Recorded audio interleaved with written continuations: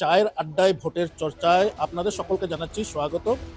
দোরগোড়ায় বিধানসভা নির্বাচন, ক্রমশ বাড়ছে রাজনৈতিক উত্তাপ। এই মাকুম বিধানসভা সমষ্টিটাই কিন্তু এরকম একটা প্রতিনিধি আমাদের দরকার, যে প্রতিনিধি দ্বারা আমাদের কিন্তু তিনসুকিয়া জেলা প্রতিনিধিত্ব করবে।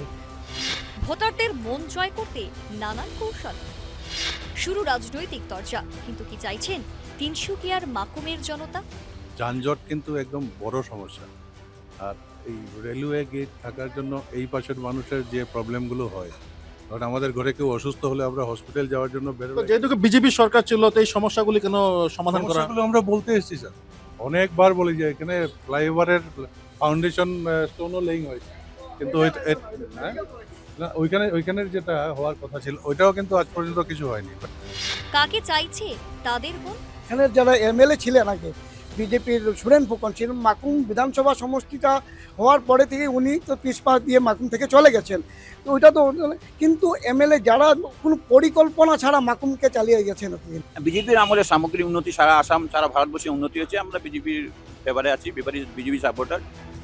দেখুন অভিজিতের সঙ্গে চায়ের আড্ডায় ভোটের চর্চা, শুধুমাত্র নিউজ লাইভ বাংলায় রাত 9:30টায়।